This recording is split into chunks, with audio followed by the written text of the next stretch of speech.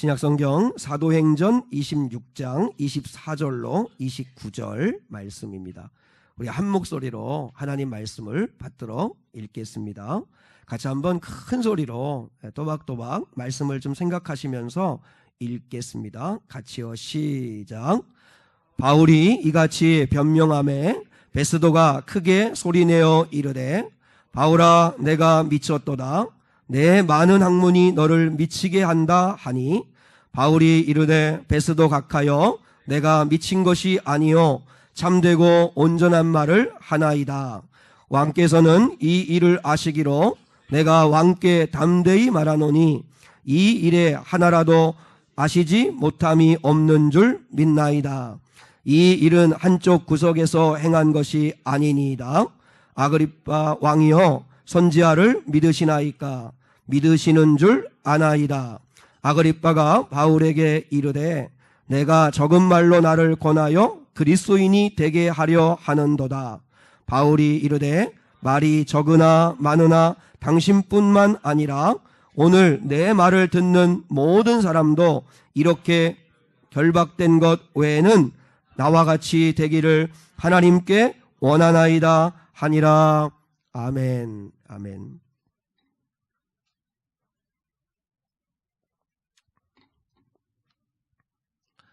어느 음악학원에서 학생들을 피아노 앞에 놓고 이렇게 건반을 누르는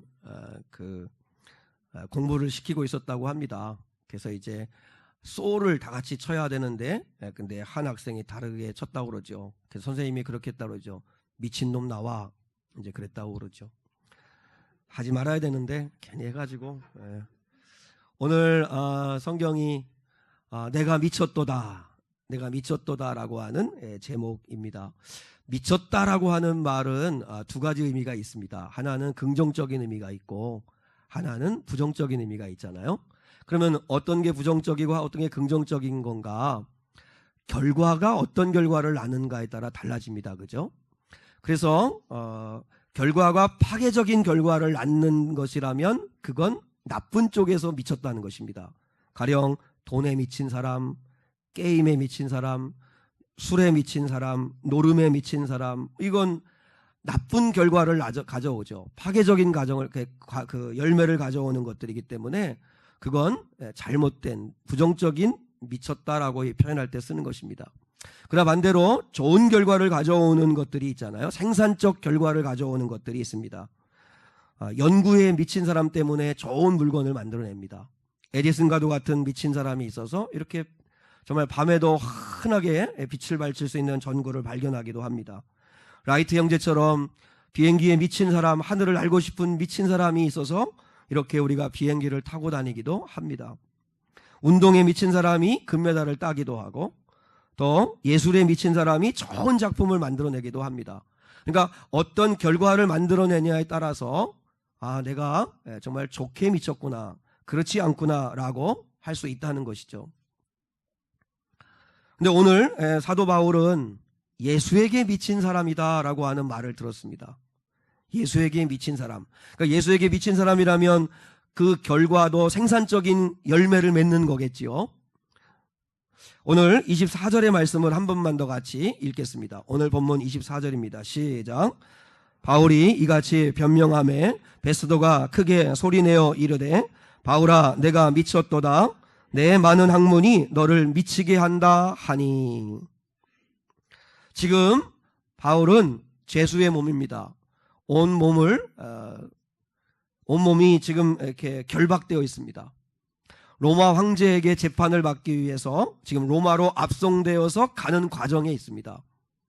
당시 로마 황제로부터 급파된 베스도 총독과 그리고 유대인의 분봉왕으로 책정된 헤롯 아그리빠라고 하는 왕 앞에서 사도 바울이 변론할 수 있는 기회를 얻습니다.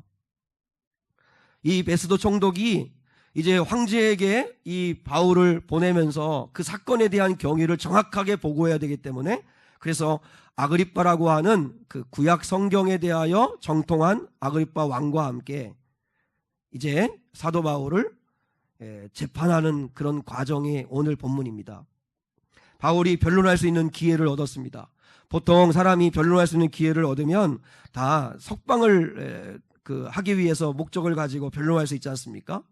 근데 사도 바울은 이야기할 수 있는 기회만 있으면 항상 그걸 전도의 기회로 삼았습니다. 전도의 기회로.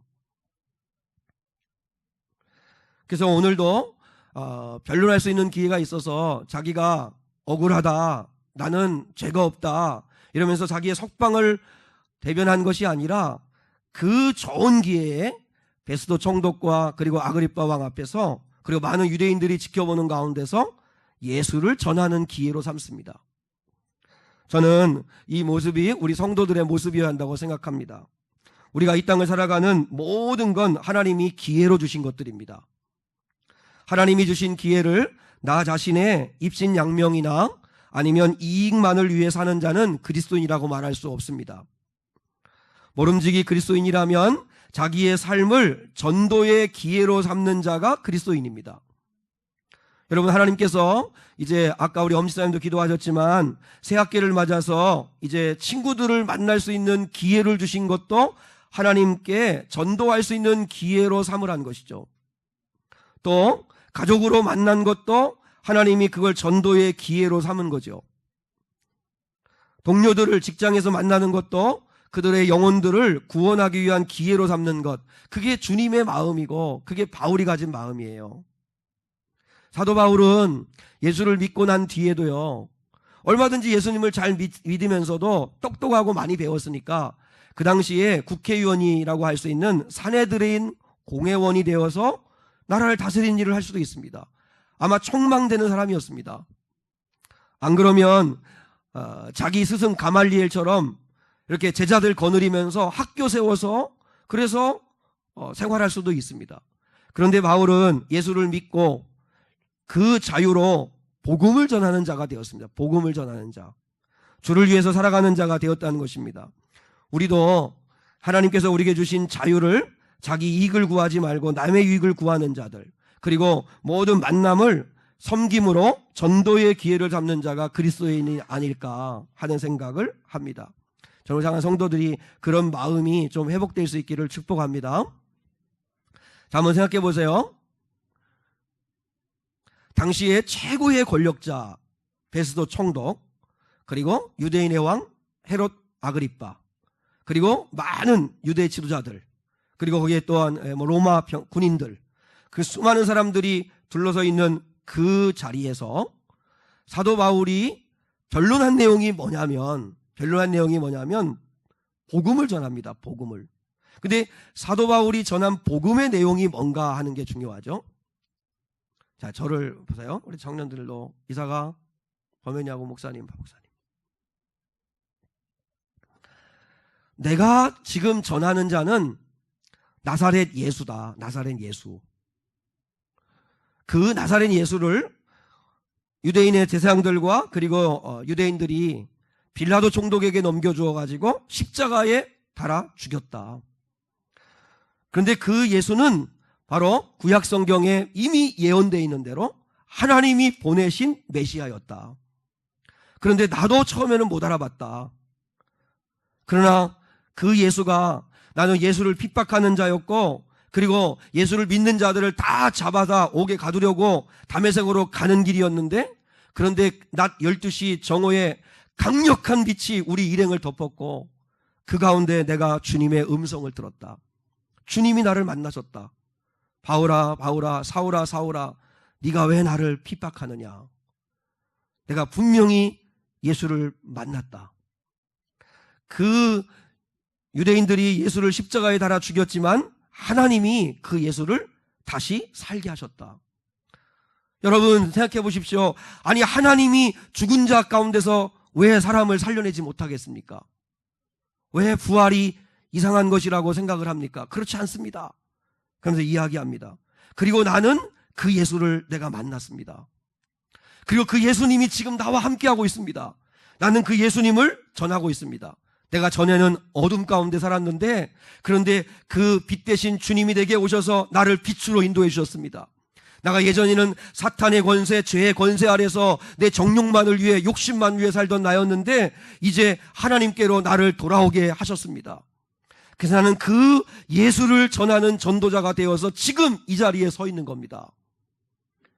그 이야기를 한 거예요. 그 이야기를 한참 듣던 베스도가 오늘 24절에서 이야기하는 거예요. 바울아, 네가 미쳤도다.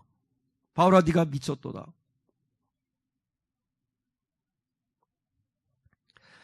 베스도 총독이 볼 때 바울은 미친 사람 같았습니다. 왜냐하면 도무지 말이 안 되는 이야기를 하는 거거든요. 믿을 수도 없고 말도 안 되는 이야기를 하니까 그 베스도 총독이 볼 때 바울은 미쳤구나 라고 생각한 거예요. 한번 생각해 보세요. 자, 오늘 2019년 3월 3일 예배합니다. 오늘 예배하러 온 우리 상한 성도들 가운데도 어떻게 죽은 자가 다시 살아난다는 말인가? 예수님의 부활을 이야기하니까 베스도 총독이나 아그리빠 왕이나 거기에 모인 사람들이 세상에 말도 안 된다. 어떻게 죽었던 자가 다시 살아날 수 있느냐? 그리고 십자가에서 죽은 자라면 끔찍한 사형수일 텐데 어떻게 그 십자가에서 흘린 그 피가 모든 인류의 죄를 씻어준다고 하느냐? 이게 말이 되냐? 무슨 거기에 마술적 힘이 있는 것도 아니고 어떻게 예수가 흘린 그 피가 우리의 모든 죄를 깨끗이 씻어준다고 하느냐? 여러분, 사도 바울이 분명히 얘기했죠. 고린도전서 1장에서 십자가의 도가 멸망하는 자들에게는 누구예요? 안 믿어지는 자들에게는 어리석고 미련해 보이는 거라고. 그런데 구원을 얻을 만한 택함 받은 자에게는 십자가는 하나님의 구원의 능력이라. 네. 오늘 여기서 예배하시는 분들도 예수 그리스도의 십자가를 이야기합니다. 제가 복음을 전합니다. 예수가 부활하셨고 승천하셨고 그리고 하나님이 보내시면 다시 오실 거고 그분은 지금 우리가 영원히 거할 천국을 예비하고 계시고 그리고 또한 예수를 끝까지 믿지 않는 자는 지옥에 멸하실 거고 그게 하나님이 영원한 세계가 있다는 걸 아무리 이야기해도 안 믿어지고 어리석어 보이고 그리고 귀담아 듣지 않는 사람도 있을 거고 그걸 정말 믿음으로 받아들인 사람도 있겠죠. 아마 믿어지지 않는 사람은 아마 목사님이 미친 소리를 한다라고 생각할 수 있을 겁니다. 무슨 과학인가 무슨 상상 속에 있는 이야기인가 라고 생각할 수 있을지 모르겠지만 구원받은 자들에게는 십자가는 구원의 능력이고 찬송자 여러분, 내가 구원받았나 안 받았나 알 수 있는 건 십자가를 바라볼 때 감격이 있는가. 저 십자가에서 예수가 몸짓겨 피 흘려 그 피가 뚝뚝 떨어지면 그 피의 능력을 믿는 자마다 죄사함을 받을 수 있고 하나님의 자녀가 될 수 있다는 게 진짜 믿어지고 그리고 그래서 감사가 되는가? 그러면 그는 구원받은 자고 아무 느낌이 없으면 그의 영혼은 거듭나지 않은 것일 수 있습니다. 아무리 십자가를 이야기하고 부활을 이야기해도 베스도 총독이 볼 때는 미친 소리거든요. 그래서 바울아, 네가 미쳤구나. 네가 미쳤구나. 이야기합니다. 그리고 그 죽은 자 예수가 바로 지금 나와 함께하고 있다고, 내 안에 계시다고 그렇게 이야기하면 더 미친 사람 같이 보이는 거죠. 여러분, 메시지 성경에 보니까요, 오늘 본문 24절을요 이렇게 해석을 했어요. 이렇게 번역을 했어요. 바울, 그대가 미쳤소. 책을 너무 많이 읽고 허공을 너무 오래 쳐다봤소. 그만 자중하고 현실 세계로 돌아오시오. 이랬습니다. 너무 정확한 말 같아요. 베스도가 볼 때는 바울이 미친 사람이에요. 이게 현실성이 하나도 없어요. 현실 감각이 하나도 없어요. 그래서 뭐라고 합니까? 현실 세계로 돌아오시오 그럽니다. 왜 그럴까요? 자, 저를 보세요. 현실 세계밖에 모르는 사람은 영의 세계 이야기를 하는 사람이 볼 때는 영의 세계를 이야기하는 사람은 미친 사람처럼 보이는 거죠. 보이지도 않는데, 잡히지도 않는데, 들리지도 않는데, 그런데 살아있다라고 이야기하니 현실 세계 속에만 있는 베스도와 아그리빠 왕과도 같은 사람들이 볼 때는 바울은 미친 사람에 틀림이 없는 거죠. 그래서 현실 세계로 돌아오라고 그렇게 권면을 해요. 그럼 여러분, 정말 한번 오늘 따져봐야 합니다. 누가 진짜 미친 사람인가? 누가 진짜 미친 사람인가? 베스도 총독과 아그리빠 왕이 진짜 미친 사람인가? 아니면 사도 바울이 정말 미친 사람인가? 좋은 의미에서라면 사도 바울이 미친 사람이죠. 그런데 현실적인 눈으로 보면 사도 바울은 영락없이 정말 미친 사람이죠. 베스도 총독과 아그리빠 왕이 바라볼 때는 정말 바울은 정상이 아니죠. 정상이 아니에요. 여러분, 세상의 눈으로 바라볼 때는 누가 부러움의 대상이죠? 아그리빠 왕과 베스도 총독이 부러움의 대상이죠. 당시 권력을 다 가지고 성공한 사람이잖아요. 반대로 바울은 초라하기 그지없는 죄수의 몸으로 온몸이 묶여있는 사람이에요.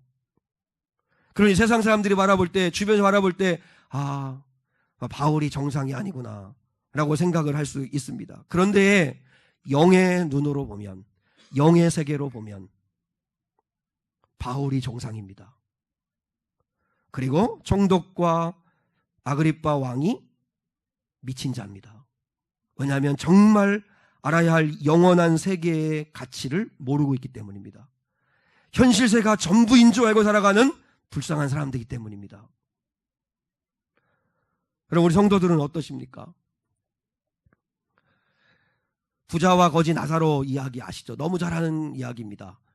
예수님이 이야기를 하신 것은 천국과 지옥에 대한 너무 뚜렷한 분명한 가르침을 주시려고 하신 겁니다. 하나님을 모르는, 예수를 믿지 않는 부자가 있었고, 그리고 하나님을 경외하는 거지 나사로가 있었습니다. 근데 여러분, 이 부자를 생각해 보세요. 현실 세계가 전부인 줄 알고 살아가는 이 부자, 자신이 죽는다는 것도 까마득히 모르고 살아가는 부자, 죽음 이후에는 자신의 삶에 대한 하나님의 심판이 있다는 걸 전혀 모르고 살아가는 부자, 지금 당장 배만 부르면 그것으로 전부인 줄 알고 살아가는 부자, 영원한 세계를 전혀 준비하지 않는 이 부자, 이 사람이 영의 세계로 보면 진짜 미친 사람이죠. 그 끔찍한 하나님의 심판이, 그리고 영원한 하나님의 천국과 지옥이 있는 것도 모르고 이 땅이 전부인 줄 알고 그저 배부른 그 배만 두드리고 등 따시면 그것으로 만족하게 살아가는 그 사람이 진짜 미친 사람이죠. 반면에 비록 병들고 가난하고 그러나 마음에 예수를 모신 거지 나사로, 이 땅이 전부가 아니라 영원한 하나님의 심판과 나라가 있음을 알기에 힘겨운 삶을 소망으로 인내하며 성도답게 살아가는 거지 나사로. 과연 누가 지혜로운 거죠? 과연 누가 진짜 미친 자죠? 누가 정상이죠? 여러분, 하나님의 은혜는 반전의 은혜가 있습니다. 반전의 은혜. 눈에 보여지는 것만 보시면 안 됩니다. 눈에 보여지는 것만 보시면 안 됩니다. 부자는 그저 눈에 보여지는 것만 봤습니다. 세상적으로 볼 때는 부자가 호강하고 떵떵거리고 부자로 먹고 싶은 거 마음대로 먹고 마음껏 누리는 사람이죠. 그러나 하나님이 보실 때 그의 영혼은 너무 곰핍하고 초라한 심판받을 불쌍한 영혼이죠. 그러나 비록 예수를 믿지만 가난하고 병들고 또한 삶의 어려운 고난 가운데 있지만 그럼에도 불구하고 심령의 마음 안에 예수가 있어서 그 사람은 반전의 은혜를 누리게 되죠. 누가 정말 정상인가, 누가 정말 비정상인가 하는 걸 우리가 깨달을 수 있어야 한다는 것입니다. 토요일 전도를 합니다. 주보를 이렇게 나눠줍니다. 또 한쪽에서는 버려진 휴지를 줍습니다. 그래서 제가 이제 휴지 주면서 뒤에 따라가는데 주보를 이렇게 버렸어요. 그래서 내일 주보, 이제 오늘 주일 주보니까 그걸 제가 다시 주었어요. 주워가지고 가슴에 이렇게 다시 넣으면서 그런 생각이 불현 들었어요. 이 주보를 혹시나 누가 이 주보를 혹시나 받아서 이게 뭐 어디 교회야? 이게 청주 미래교회? 뭐야 이게 무슨 내용이 써 있는 거야 하고 그래서 한 번이라도 마음을 열고 이걸 읽었고 그래서 그가 우리 교회뿐만 아니라 어느 교회든지 교회로 가고 그래서 죄사함을 받고 예수를 믿어 구원받을 수 있다면 이 한 장의 종이는 그냥 종이 조각이 아니라 생명의 길을 알려주는 구원의 선물이었겠죠. 근데 그 가치를 모르고 그냥 버립니다. 그냥 버려버립니다. 잃지도 않고. 그러니 얼마나 미친 짓일까요? 영의 세계로 보면 얼마나 그는 미친 짓을 하는 걸까요? 영원히 사는 길이 있는데 하다못해 이 땅에서도 10년, 20년을 더 살면 내 전 재산이라도 내어주면서 더 살려고 하는 게 육신인데 영원히 사는 하나님의 나라가 있는데 근데 들으려고도 하지 않고 알려고 하지도 않고 그렇게 살아간다면 얼마나 마음이 아플까요? 여러분, 근데 기독교의 타락이 뭔지 아세요? 기독교의 타락이 어느 순간에 베스도 총독과 아그리빠 왕을 부러워하게 되었다는 거예요. 그게 기독교의 타락입니다. 한번 생각해 보세요. 바울은 죄수의 몸으로 초라하게 그지없어요. 완전 그지 모습이겠죠. 매 맞고 상처 입고 옷을 갈아입기를 했겠어요. 몸을 씻었겠어요. 그리고 거기에 온몸이 도등줄로 묶여있는 그 정말 초라하게 그지없는 바울. 그에 비해서 그 앞에 왕좌의 보좌를 놓고 베스 총독과 아그리빠 왕이 높은 곳에 앉아서 사람들에게 호령하며 그 고급스러운 옷을 입고 그리고 고급스러운 음식을 먹으면서 그러면서 앉아 있어요. 누가 봐도 정말 저들의 삶이 성공한 것 같고 승리한 것 같지만 그러나 사도 바울은 전혀 그들을 부러워하지 않는다는 거예요. 그게 우리 기독교의 자존심인데 근데 그걸 우리는 다 잃어버렸다는 거예요.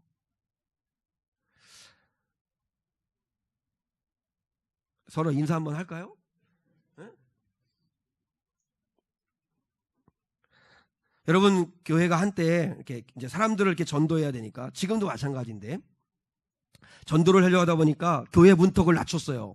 그래서 뭐를 했냐면 이제 교회 오면 제가 고등학교 다닐 때 중학교 다닐 때만 해도 그랬어요. 교회만 가면 이제 안 믿는 아이들을 초청해가지고 뭐 했냐면 친교회 했어요. 친교회, 레크레이션, 게임하고 뭐 오늘도 그렇게 오늘날도 그런데 그래서 사치기 사치 사빠빠 뭐 이런 거 아무튼 뭐 이거 막 이렇게 하고 뭐 이런 거 했어요. 막 이렇게 친교회하고 뭐 레크레이션하고 그래 아이들이 이제 편하게 올 수 있으니까 와가지고 딱딱하게 막 교리 가르치고 막 말씀 가르치고 하면 뭐 안 되니까. 그리고 또 교회가 많이 한 게 뭐냐면 어른들 안 믿는 사람들 한 명 더 데려올수록 운동을 했어요. 운동을. 축구도 하고 족구도 하고 배드민턴도 치고 또 탁구도 치고 그리고 동호회도 만들었어요. 그래서 산악동호회도 만들고 그다음에 무슨 뭐 이렇게 관심 갖는 것끼리 동호회 만들어가지고 또 친교 모임도 하고 막 그랬어요. 그리고 예배도 너무 딱딱하게 전통적 예배하지 말자. 너무 사람들이 힘들어하니까 부담스러워하니까 낯설어하니까 열린 예배하자. 열린 예배. 그래서 열린 예배 했어요. 예, 문만 열어놓는 열린 예배가 아닌 건지 아니에요? 열린 예배했어요. 그래서 이제 순서도 확 줄이고 찬송, 기도, 그 다음에 말씀 전하고 뭐 이렇게 환영해주고 그 다음에 끝나면 또 파티하고 그렇게 했어요. 물론 그게 나쁜 것만은 아니에요. 그런데 그렇게 문턱을 낮추다 보니까 복음마저도 낮췄어요. 어떻게 했습니까? 예수 믿으면 행복합니다. 예수 믿으면 성공합니다. 예수 믿으면 부자 될 수 있습니다. 예수 믿으면 건강해질 수 있습니다. 그게 복음이 됐어요. 그건 복음이 아닌데. 그러다 보니까요, 그게 가난한 나라나 가난한 사람들한테는 통했어요. 예수 믿으면 부자 되고 예수 믿으면 건강해지고. 그러니까 지금도요 선교를 가잖아요. 네팔이나 아니면 방글라데시나 아니면 이런 정말 그 동남아시아의 가난한 나라 가면 우리 한국인들이 우리 그들보다 훨씬 더 잘 사니까 예수 믿으면 우리처럼 됩니다. 이렇게 하는 우쭐한 어떤 마음이 있어요. 근데 선진국에 가면 일본이나 아니면 유럽이나 가면 내가 가진 복음은 하찮아 보여요. 왜냐하면 이미 저들은 예수 없이도 잘 살고 있거든요. 우리보다 훨씬 더 잘 살거든요. 복음을 값싼 복음으로 만들어버렸어요. 값싼 복음으로. 근데 세상에 그게 무슨 복음입니까? 여러분 만약에 바울이 총독 베스도 총독하고 아그리빠 왕 세상의 천하를 호령하는 그들 앞에서 이런 복음을 전했다면 바울은 진짜 또라이죠. 자기는 죄수의 몸으로 지금 꽁꽁 묶여가지고 초라하게 그지없는 그지 같은 꼴을 하고 그러면서도 총독과 왕 앞에서 예수 믿으면 행복합니다. 예수 믿으면 부자 됩니다. 예수 믿으면 성공합니다. 이야기하는 게 무슨 능력이 되겠어요? 바울은 그거 안 전했습니다. 바울이 전한 건 뭐예요? 십자가의 사랑. 십자가의 용서, 부활, 천국과 지옥, 영원한 삶, 그 복음을 전했습니다. 뭘 전한 거죠? 이 세상에서는 줄 수 없는 걸 줬습니다. 이 세상에서는 맛볼 수 없는 기쁨을 줬습니다. 그러면서 뭐라고 얘기하는 거예요? 총독이여, 왕이여, 당신들이 가지고 있는 건 결코 영원하지 않습니다. 잠깐 누리다가 없어지는 것입니다. 여러분이 가진 권력과 물질이 여러분의 생명을 지켜주는 게 아닙니다. 당신들이 목숨처럼 사랑하는 세상의 것들은 금방 안개처럼 사라지고 말 겁니다. 그러니 예수 믿어 구원받으셔야 합니다. 바울이 전한 건 예수였습니다.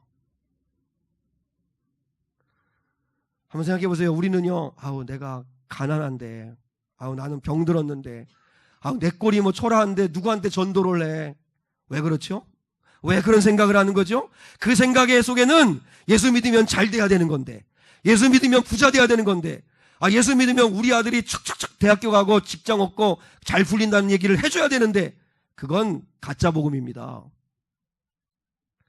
죄수의 몸으로 온몸이 묶여서 초라하기 그지없는 그 짓고를 하고도 총독과 왕 앞에서도 담대하게 예수를 얘기할 수 있는 게 진짜 복음입니다.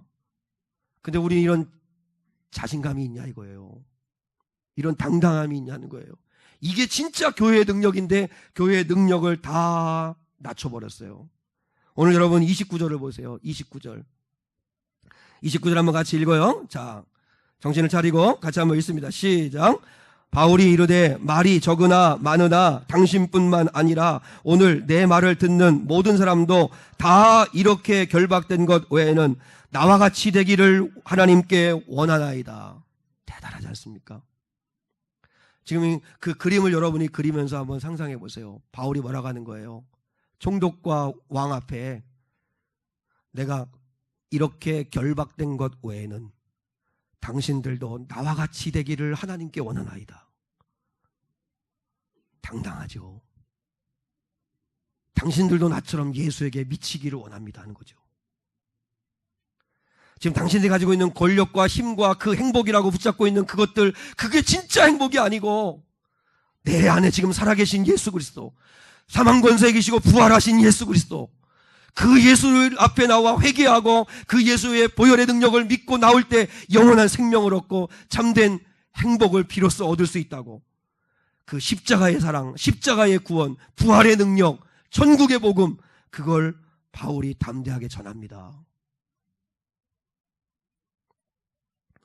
알프레드 화이트헤드라고 하는 분이 있습니다. 그분이요, 이 사람은 화이트헤드라고 하는 분은 어떤 분이냐면 영국의 대수학자이며 대철학자입니다. 그러니까 영국을 대표하는 지성인, 영국을 대표하는 지성인, 우리나라의 이어령 교수 같은 그런 지성인 중에 지성인, 철학과 수학에 아주 능통한 사람입니다. 그가 교회를 잘 다니다가 이제 대학교 때 이제 수학과 그리고 철학 이런 세상의 학문에 심취되어 오면서 신앙의 회의가 들기를 시작하면서 신앙을 버리고 결국은 교회도 떠나고 이제 교회와 담쌓고 살았습니다. 평생을 이제 학문을 연구하고 살다는데 이제 화이트헤드라고 하는 이분도 이제 어느덧 인생의 황혼기가 되었습니다. 이제 나이가 많이 들었습니다. 그가 살고 있는 그 마을에 엄청난 폭설이 내렸습니다. 그래서 이제 서둘러서 빨리 집에 귀가하려고 돌아오고 있는데, 자, 저를 보세요. 눈을 뜨시고 이름을 확 불러요.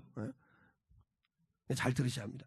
그래서 이제 그 폭설이 내리는 그 길에 이제 집으로 돌아오고 있는데, 근데 어느 한 노파가, 어떤 할머니, 나이 더 많으신 할머니가 눈구덩이에 빠져가지고 어쩔 줄 몰라 하고 있는 모습을 본 거예요. 그래서 이제 화이트헤드라고 하는 이 노 교수가 가까이 가가지고 그 노파를 부축해서 그 눈구덩이에서 구해 주었어요. 그러자 이제 그 노파가 노 교수에게 그렇게 고맙다고 인사를 합니다. 이와 같이 큰 친절을 베푸시는 걸 보니까 당신도 교회를 다니시고 예수를 믿는 분 같네요. 어느 교회를 다니십니까? 이렇게 묻습니다. 그때 이 화이트헤드라고 하는 이 대학자가 이야기하기를 저는 교회 다니지 않습니다. 저는 신앙심도 다 없습니다. 다 잃었습니다. 그러자 노파가 깜짝 놀라는 말로 의외라는 듯 이렇게 이야기를 했습니다. 아니, 다 늙은 사람이 어쩌려고 아직도 예수를 믿지 않는단 말이오. 그러다가 나처럼 뜻밖의 사고를 당하면 어떻게 하려고 그러시오.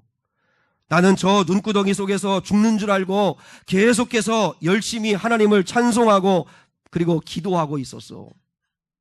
그 말을 듣는 순간 이 노 교수가 마음의 충격을 받습니다. 도대체 저 노파로 하여금 저토록 확신 있게 살게 하는 힘이 뭘까? 지금 내가 탐구하고 있는 이 철학, 수학, 이 영국의 모든 학문을 통틀어서라도 저 노파가 그 깊은 구덩이에 빠져서 혹시나 얼어 죽을 수도 있고 눈에 파묻혀 죽을 수 있는 그런 절체절명의 상황 속에서도 하나님을 찬양할 수 있는 그 힘, 그 진리에 대한 확신을 나는 이런 학문을 통해 얻을 수 있을까? 생각해 보니까 회의가 된 거예요. 아니겠다라는 생각을 한 거예요. 그래서 그때부터 집 근처에 교회를 나가기를 시작했대요. 근데 여러분 이제 교회를 나갔는데 목사님 보니까 화이트 헤드라고 하는 그 영국의 대학자가 예배당에 앉아 있는 거예요. 이 목사님이 가슴이 뛰고 그리고 어떻게 설교를 해야 되나 싶어서 이제 설교를 준비를 하는데 더 심혈을 기울이세요. 왜냐하면 대학자가 앞에 있으니까. 그래서 그를 이제 설득해야 되고 그를 구원해야 되니까 그래서 열심히 설교 준비를 해요. 그래서 설교 준비를 몇 주일마다 열심히 설교를 말씀을 준비해가지고 그래서 설교를 전했는데 내용이 그런 거였대요.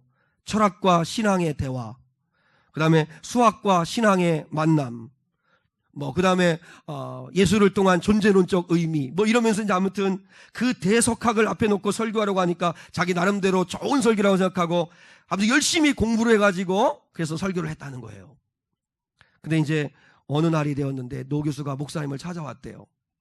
예, 항상 목사는 성도들이 이렇게 찾아오면 겁이 납니다. 그래서 이제 그 노 교수를 찾아와가지고 자기가 어떻게 해서 이렇게 담쌓고 살던 교회를 오게 되었는지 그 노파 이야기를 하더라는 거예요. 자기가 그 겨울에 그 노파를 만났는데 그렇게 확신이 있더라.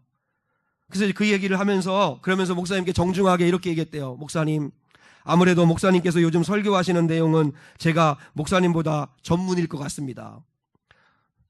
창피하죠, 그죠? 창피했을 것 같아요. 그러나 그런 설교하지 마시고 그날 눈구덩이 속에서 그 노파가 가졌던 진리에 대한 확신, 예수 그리스도에 대한 그 뜨거운 사랑을 저에게 좀 전해주십시오.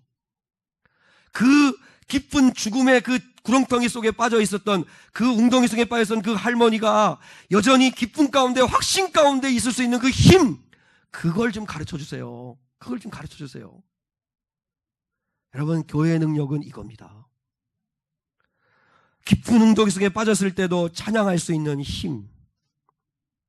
비록 죄수의 몸이지만 왕과 총독의 화려함과 성공을 부러워하지 않고 당당히 그들도 예수 믿어야 된다고 외칠 수 있는 힘.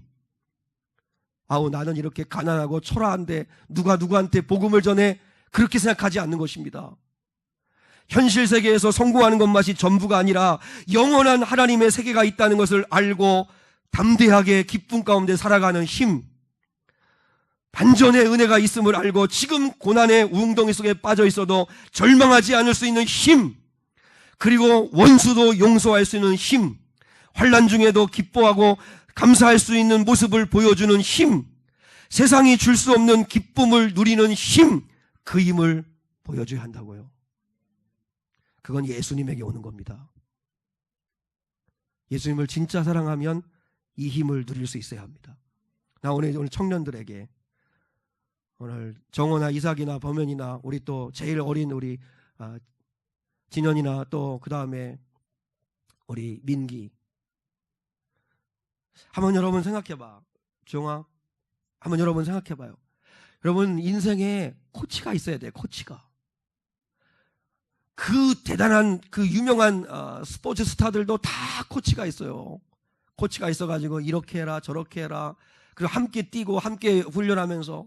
그러니까 우리 상한 젊은 아들 딸들, 우리 성도들도 인생의 코치가 있어야 돼요. 그 인생의 코치가 누구예요? 내 인생의 코치가 되줄 만한 분은 예수 그리스도예요. 예수 그리스도. 길 대시고. 하다못해 그 대단한 김연아 선수도 코치가 있었어요. 손흥민 선수도 코치가 있고 다 코치가 있어요. 그래서 코치의 지도를 받아요. 코치의 도움을 받아요. 그런 것처럼 우리 인생의 코치 바로 예수 그리스도, 그분을 의지할 줄 알고, 때로는 구덩이 속에 빠지는 어떤 어려운 일 당하면 그때 구원자 되시는 예수를 붙들 수 있는 힘, 그게 진짜 우리의 힘입니다. 말씀의 결론입니다. 여러분, 가족이 알아요? 여러분, 동료들이 알아요? 여러분, 친구들이 여러분 보고 알아봐요? 믿지 않는 사람들이 볼 때 그리스도인인 나는 그들에게 정상이 아닌 것처럼 보여야 합니다. 믿지 않는 가족들이, 믿지 않는 친구들이, 믿지 않는 동료들이 나를 바라볼 때 내가 정상이 아닌 것처럼 보여야 합니다. 어떻게 해요? 나는 영의 세계를 경험한 사람이니까, 난 예수를 믿는 사람이니까. 그러니까 아니, 저 사람은 사고방식이 틀려, 삶의 목적이 틀려, 삶의 태도가 틀려, 어떻게 가치관이 틀리지? 어떻게 세상 사람들 다 가는 대로 안 가지?